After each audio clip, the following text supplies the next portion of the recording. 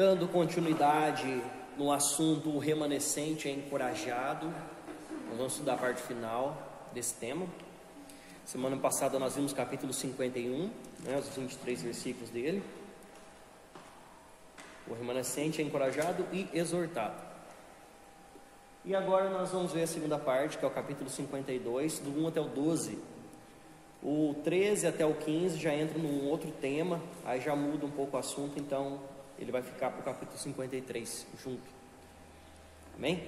Então hoje nós vamos ler Isaías capítulo 52, do número 1 até o número 12. Esse é o nosso texto de hoje.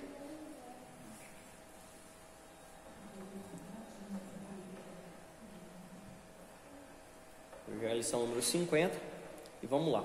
O versículo de número 1 diz assim: Desperta, desperta, reveste-te da tua fortaleza, ó Sião, veste-te das tuas roupagens formosas, ó Jerusalém, cidade santa, porque não mais entrará em ti nem incircunciso, nem imundo. Amém.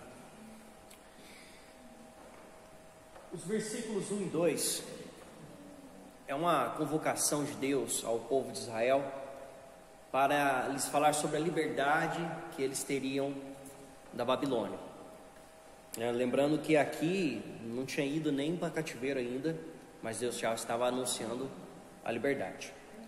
Então ele fala: desperta, desperta, veste-te da tua fortaleza, ó Sião, veste das roupagens formosas, ó Jerusalém. Desperta, o povo que está amortecido, está subjugado, levantar, colocar a cabeça em pé, porque escravo não anda com a cabeça em pé, escravo anda com a cabeça abaixada. E ele fala: veste da tua fortaleza, se enche de força, veste das suas roupagens formosas, O escravo também não tem roupa, ele usa saco de pano e não tem roupa bonita, Então era hora de pôr a roupa de sair, para sair de lá. Cidade santa, porque não mais entrará em ti nem circunciso nem imundo. Então agora ele estava anunciando que o povo ia voltar para a sua terra, para a cidade de Jerusalém, e que lá não entraria nem circunciso nem imundo, O costume de circuncidar é um costume de judeu, principalmente naquela época ninguém tinha esse costume, E isso aqui era mais um ato religioso, ritualístico, do que uma questão de higiene, por exemplo, Tem gente que hoje se circuncida por causa de higiene, faz aquela operação por causa de higiene. Outros que não precisam fazer, não faz, não tem necessidade de fazer. Aqui é porque era uma aliança de Deus com Abraão, Deus fez essa aliança com ele, e a partir de Abraão, todo homem nascido a partir dos seus 8 dias de idade fazia circuncisão, como sinal da aliança de Deus com Abraão. Então, incircunciso nem imundo, os seus opressores assírios e babilônios, os que já tinham levado em cativeiro, no caso de Israel, o reino do norte, os assírios, e depois os babilônios que ainda os levariam, simultaneamente. O livramento seria certo, sacudir o pó. Aqui no versículo 2 ele fala: sacode-te do pó, levanta-te e toma assento, ó Jerusalém. Isso aqui, sacudir o pó, no Novo Testamento Jesus fala: quando vocês forem pregar nas casas, entre nas casas lá, e se vocês forem bem recebidos, vocês ficam ali até eles te expulsar da casa, até eles não aguentar mais ver tua cara, eles vão te mandar embora. Se não te receber, você sai da cidade, na porta da cidade você sacode o pó, deixa o pó lá e vai embora. O que quer dizer isso? É um sinal de desonra. Quando você sacode o pó, sacode a poeira das suas sandálias, é que nem o pó que está da cidade você não quer levar com você. Então você deixa tudo lá e vai embora. É um sinal de desonra, que você não foi bem recebido.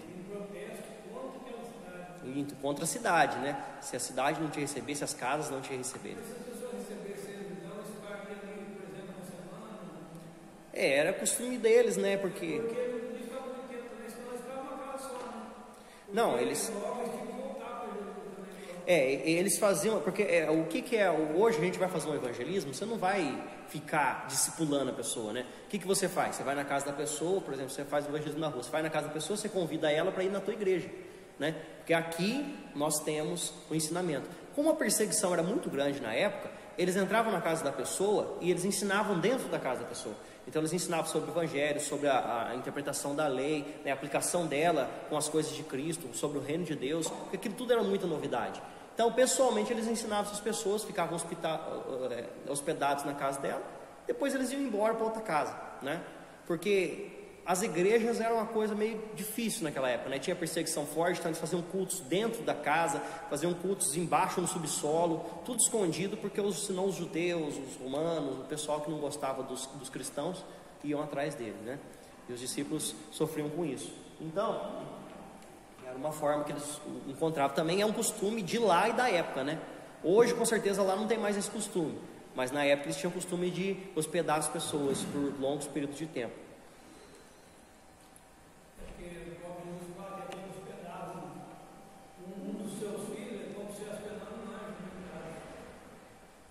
E ele fala aqui, Isaías: sacode o pó, né, do pé, levanta-te e toma assento, ó Jerusalém, solta-te das cadeias do teu pescoço, ó cativa, filha de Sião. Então, o livramento seria certo. Sacudir o pó era um sinal de desonra e abandono do local, você não voltaria lá mais. Levavam os cativos com correntes interligadas no pescoço e mantinham prisioneiros e mantinham o prisioneiro para o controlarem, né? Pode passar. Então eles levavam os cativos assim, né? Como você vê nos filmes, nos desenhos, né? Era dessa forma mesmo. Eles colocavam cadeias, né? Essas correntes nos pescoços, de um no outro, para ninguém escapar, andar em filinha indiana e chegar até o local do cativeiro, tá? Então foi assim que eles foram levados. E pode passar? Né? Essas aí, nos calabouços, nas masmorras, eles prendiam as pessoas com algemas nos braços, nos pés e também no pescoço, né? É que eu não achei, eu não consegui encontrar nenhuma imagem para poder mostrar isso aí. Quem assistiu aquele filme lá do Shrek terceiro, né? Lembra que tem uma cena lá que eles estão presos num calabouço lá, e está preso de todas as formas, né? Não escapa de jeito nenhum e é totalmente desconfortável, né? Você fica com o peso das suas mãos aqui, pendurado, e o pescoço também atado. Então, pode passar? E isso aí também é uma bola de ferro que usava nos tornozelos, né? Para poder segurar as pessoas. Então isso aí é as formas, as cadeias, quando você vê na Bíblia falando das cadeias, né? Não é um local, são os utensílios usados para prender as pessoas, né? Prisão, calabouço, poços, né? Eles jogavam em poço, como fez com Jeremias, jogavam em poços seco, né? Poço de água seco. Jogava a pessoa lá no fundo, lá ficava naquele brejo, lá naquele negócio úmido, frio pra caramba, né? Eu lembro o dia que na casa do Isaías lá, o poço dele estava seco. O que ele teve que fazer? Teve que cavar mais, né? Porque era uma época de seca, então você tem que afundar mais para pegar água mais para baixo. E o rapaz que foi fazer esse serviço aí, ele foi lá com pouca roupa, né? Ele teve que ir só com short, porque se você vai com muita roupa fica pior. E quando o rapaz saiu de lá, ele saiu tremendo de frio e estava gelado. Porque vai indo para baixo, vai ficando frio, né? Ainda mais num lugar que vai pegando umidade da terra, tudo, né? Saiu gelado lá dentro. Agora você imagina Jeremias, com a idade que tinha quando ele foi lançado, que uns dizem que ele tinha uns 80 anos quando ele estava lá embaixo, né? Que ele ficou lá dentro do poço lá e depois tiraram eles amarrado com cordas, né? No corpo dele. A pele do homem devia estar toda enrugada, frágil, né? A situação que aquele homem viveu. Pode passar? Aí, resgate. Porque assim diz o Senhor: por nada foste vendidos, sem dinheiro sereis resgatados. Eles não foram vendidos como escravos. Quando a Babilônia invadiu Jerusalém, que tomou, eles levaram eles sem preço. E outra, não tinha briga nenhuma, né? Não tinha motivo, porque Deus quis que fosse conquistados e fossem levados, que foi uma obra de Deus aquilo ali. A Babilônia estava tomando tudo ao redor. Quando os assírios foram invadir o reino do norte, aí foi algo diferente. Ele fez uma proposta para eles primeiro, né? Quero que vocês sejam meus vassalos, que seja uma colônia aí, né? Vocês vão viver do melhor da Síria, vocês vão isso, aquilo. Foi o que Senaqueribe propôs para eles, né? Não, Ezequias mandou o povo ficar quieto, falar nada. Aí eles vieram invadir. Só que quando eles foram invadir e tomar Jerusalém, Deus entrou com providência e acabou com o povo do exército assírio lá numa noite só. Isso aí foi diferente. Quando a Babilônia invadiu, não foi assim. Eles chegaram lá, foram quebrando tudo, botando fogo nas coisas, não falou nada, entendeu? Então foi uma invasão sem preço, sem custo, não foi vendido por ninguém, né? Porque a treta dos assírios com Jerusalém, com Israel, foi por causa do Egito. Ezequias foi lá, fez aliança com o Egito, e começou a trocar comércio com eles, pagar tributo para eles, e eles já pagavam tributo para a Síria. Aí a Síria foi para invadir, né? E aí é onde que eles caíram, lá em Jerusalém, no Reino do Sul. Então Israel foi vendido ao cativeiro por nada e seria libertada da Babilônia sem pagar nenhum resgate, porque quando o Ciro, né, com o exército persa, invadiu a Babilônia, ele libertou o povo de Israel de lá, né, o povo de Jerusalém de lá, e ele não cobrou nada por isso. Ele libertou, e aliás ele mandou o povo ir lá, né, com escolta, guardados. Eles tinham, se eles quisessem ficar lá, tinha proteção para ficar lá na Babilônia, e eles iam ser cuidados lá pelos sírios. No entanto, eles podiam voltar tranquilamente, não foi cobrado de ninguém, mas Deus presenteou a Ciro, né, com a Etiópia, com o Egito nas suas mãos, porque ele também dominou esses países. O Egito e a Assíria também haviam tiranizado Israel sem causa, e Deus libertou o seu povo. E aí no versículo 4, pode passar, ele fala: porque assim diz o Senhor, o meu povo no princípio desceu ao Egito para nele habitar, e a Assíria sem razão o oprimiu. Então tanto o Egito quanto a Assíria, eles oprimiram a Israel, mas isso aí, né, um tempo bem antes, né, com certeza. Os israelitas haviam sido escravos no Egito na época de Moisés, né, os 400 anos de escravidão. A Assíria havia capturado as tribos do norte, como acabei de falar também, né, com Senaqueribe, e cobrado o tributo de Judá, que aí é onde foi que eles fizeram aliança, e aí Senaqueribe veio para poder derrubar o reino do sul, mas aí Deus derrubou a Senaqueribe. Deus sempre liberta o seu povo, né? Quando o povo obedece a Deus, quando Deus tem um plano para o povo, Deus liberta o seu povo. Aí o povo começa a desobedecer a Deus, ele manda alguém vir fazer o trabalho que precisa ser feito, né? Agora, que farei eu aqui, diz o Senhor, visto ter sido o meu povo levado sem preço? E Deus começa a se perguntar: o que eu farei, visto que o meu povo foi levado pela Babilônia, né? Os seus tiranos, sobre ele dão uivos, diz o Senhor, e o meu nome é blasfemado incessantemente todo o dia. O que ele quer dizer aqui? A Babilônia leva o povo de Deus para o cativeiro sem preço, né, sem custo de nada, e ainda zomba. Esse uivo aqui, né, se você pegar em outras traduções, vai estar escrito zomba do nome de Deus, ou blasfema contra o nome de Deus, ou vê uma tradução NTH, NTHL, NTLH, uma coisa assim. NTLH? É isso. Pega ela para você ver como é que vai estar. Fechou?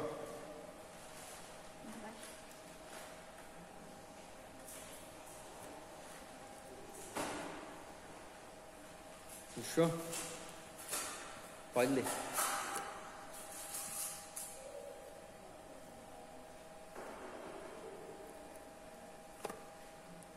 Não?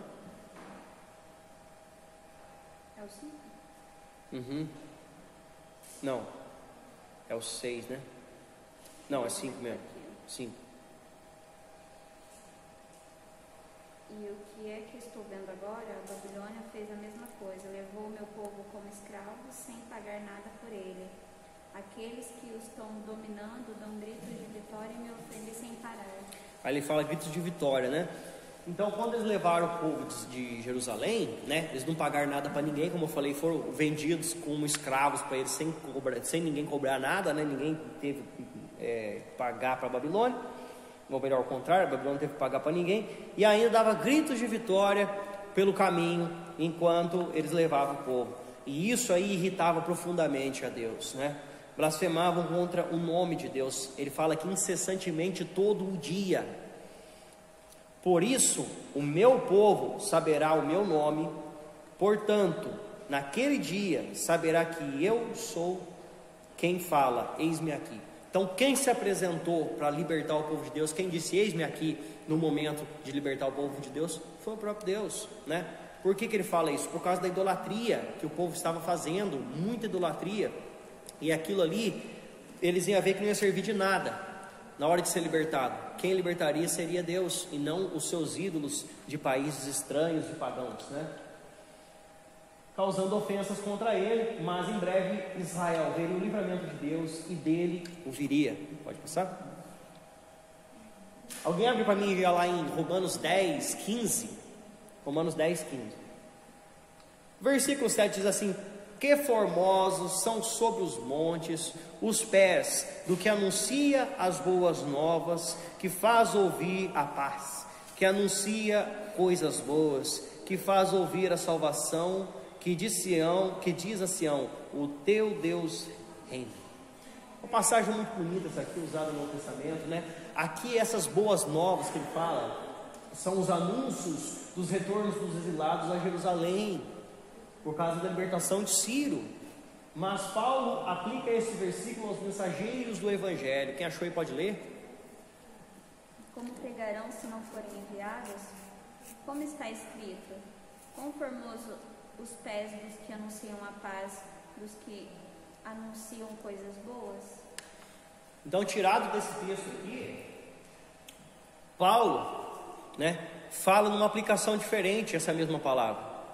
Aqui é a libertação do povo de Jerusalém, lá da Babilônia, né? Imagina você estar escravo por 70 anos num lugar. Se você é criança, você nasceu escravo lá na Babilônia, você viveu sua vida inteira de escravidão, né?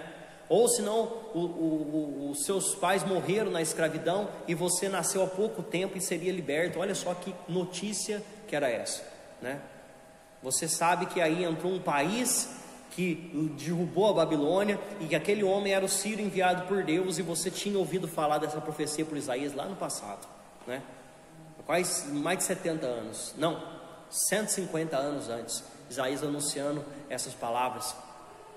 E aí chega aquele homem com o seu exército, derruba a Babilônia, toda aquela idolatria, todo aquele castigo, né? Porque a gente está falando de levar cativeiro, mas o escravo ele sofre muito, né? Ele tem que trabalhar forçadamente, ele come só restos, ele não tem direito a nada, não tem direito a coisa alguma. É tudo calabouço e prisão, e a moradia dele é sempre as piores, e assim vai, né? Então não tem honra nenhuma em ser escravo.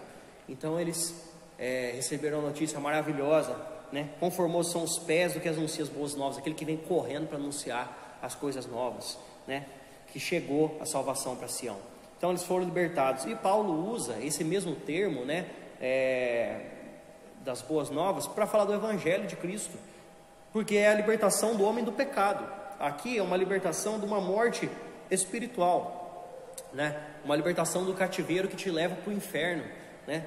É uma coisa nova que te leva para o céu. Eis o grito dos atalaias. O atalaia, né, eu já expliquei em algumas lições anteriores, eu não sei nem se foi em Isaías mesmo, ou se foi em outro livro, eu acho que é outro livro. O atalaia, o que é o atalaia? O atalaia é o homem que fica na guarita mais alta do seu reino, né? Essas guaritas, elas podem ser posicionadas no castelo, um ponto alto, numa esquina da muralha, né? Mas tem que ser o ponto mais alto e de melhor visão. Ou são atalaias de torres fora do castelo. Por exemplo, o castelo está atrás, lá para frente, onde tem o mar, por onde vão vir os inimigos, ou as montanhas por quais eles vão descer, vai ficar um ponto alto, no qual o atalaia vai ficar longe do seu castelo, mas ele está lá. E aí o atalaia, o que ele faz? Ele anuncia quem está chegando. Se o inimigo está chegando, né? Por onde está chegando, tamanho do exército, ele vai dar as coordenadas para o reino se preparar. Então o atalaia é o primeiro que avista qualquer coisa que vem em direção à cidade, pois está numa guarita, que é o ponto mais alto e mais bem posicionado no lugar, né? Então eles gritavam avisando quem chega. Pode passar? Aí tem as torres de atalaia, né? Esses aí são fora da cidade, não são na cidade. Então ele fala: eis o grito dos teus atalaias, eles erguem a voz, juntamente exultam, porque com os seus próprios olhos distintamente vem o retorno do Senhor. Aqui é dizendo que Deus está chegando para libertar, né? A chegada do exército persa para derrubar a Babilônia, isso era o sinal de Deus, que eles seriam libertos. Então vamos dizer assim, é um atalaia figurativo, porque eles não estavam na cidade deles, não estavam na terra deles, né? Eles não estavam defendendo nada, eles estavam lá como escravos. Então quando eles viram chegando a salvação deles, viram chegando a libertação deles, eles exultaram de alegria. Isso aqui é uma forma de dizer isso, né? Pode passar?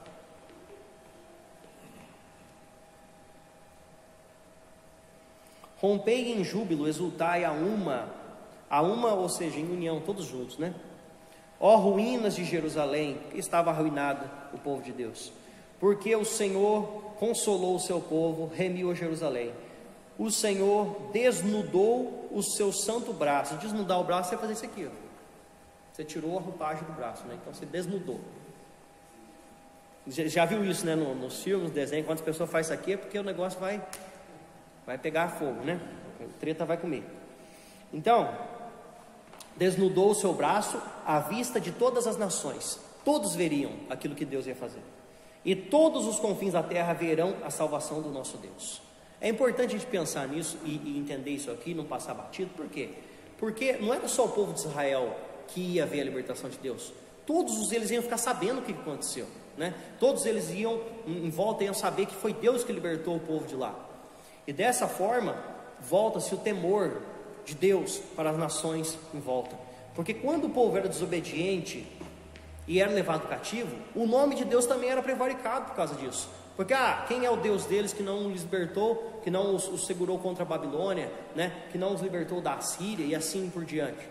Agora, recebendo essa libertação, o povo era honrado, o nome de Deus era honrado entre as nações, e eles saberiam que foi Deus que libertou ele, e aquilo que tinha sido um castigo de Deus para o seu povo, que Deus é justo. Então, cantem de alegria Jerusalém arrasada, né? Porque agora o seu livramento chegou. Deus arregaçou as mangas em teu favor, e todas as nações ao redor saberiam deste feito de Deus. O 11, ele fala: retirai-vos, retirai-vos, saí de lá. No comecinho do versículo 1, ele fala: desperta, desperta, veste da tua fortaleza. Ele está anunciando para o povo que eles vão ser libertos. No versículo 11, já é diferente: retirai-vos, retirai-vos, ou seja, agora é hora de sair. Olha só como é que o tempo, né, é descrito aqui nesse poema. Retirai-vos, retirai-vos, saí de lá, não toqueis coisa imunda, sai do meio dela, purificai-vos, vós, os que levais os utensílios do Senhor. Então, aqui é um convite, ou uma exortação, melhor dizendo, dirigida àqueles que, estando na Babilônia, teriam de escolher entre permanecer ali, ou em relativa segurança, por causa de Ciro, ou arriscar-se em uma longa viagem de volta à Palestina. A gente tem que também se pôr no lugar deles e lembrar que Deus está mandando o povo sair de lá, porque lá é um lugar imundo, é a terra do pecado, que Deus não quer que o povo dele fique lá, que o povo dele volte para Jerusalém. Só que aquele lugar não era muito perto de lá, né? Não era uma distância muito segura para viajar. Eles tinham que voltar a pé, eles não tinham carruagem, eles não tinham nada. Também Ciro não ia ficar dando as coisas para ele, mas era uma viagem, né, distante. E aqui no finalzinho do versículo 11, ele fala: purificai-vos vós que levais os utensílios do Senhor. Os levitas, que carregavam a arca da aliança, que carregavam os utensílios da casa de Deus, ou que melhor, que iam administrar isso lá no templo, que eles iam ter que reerguer aquele templo, né, tinham que se purificar, porque aquele lugar era um lugar amaldiçoado, era um lugar terrível. Precisava se purificar pela contaminação espiritual daquele lugar, por tanta idolatria que eles viram lá, que eles eram forçados para conduzirem as coisas santas do templo. Pode passar? A distância, né, da Babilônia até Jerusalém, da onde eles estavam presos lá na Babilônia, pode passar, era de 1.400 quilômetros. É longe, né? Meu tio foi lá em Gramado, ele falou que deu 1.200 quilômetros de distância. Você sair do estado de São Paulo, aqui nós estamos aqui no norte do estado de São Paulo, né, bem na ponta aqui no leste, e você descer até o final do Rio Grande do Sul, né, 1.400 quilômetros é a distância para você caminhar a pé até chegar à sua terra prometida. Não é perto, né? Mas para um povo que tinha andado 40 anos no deserto, dava para encarar, né? Então, abre lá, pastor, abre lá em Isaías 40, lê o versículo 3 e 4.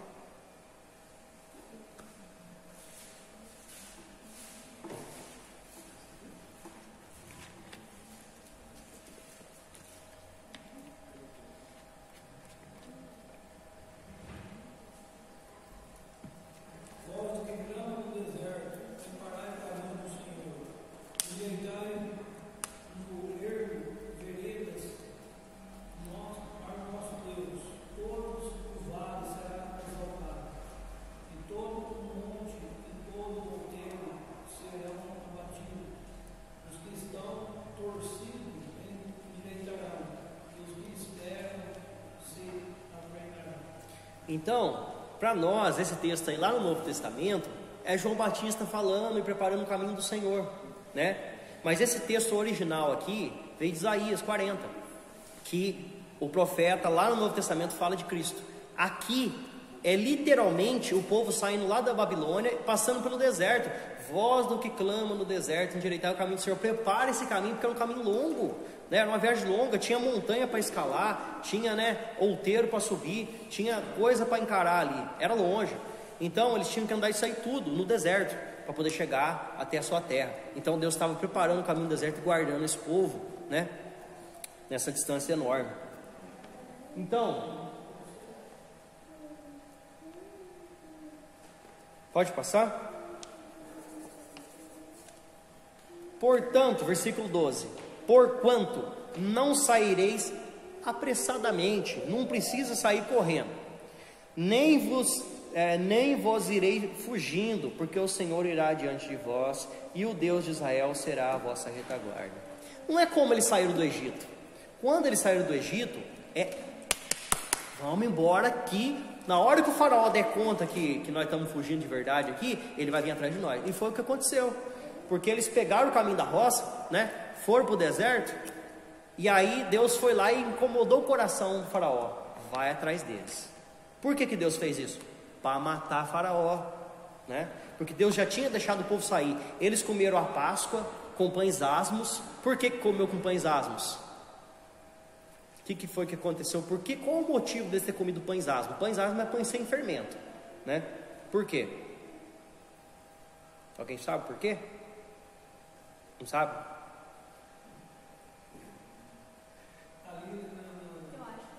No Testamento fala que os asmos é da sinceridade e da liberdade. Então, mas o motivo de ter feito pão sem fermento? Eu acho que é porque eles tinham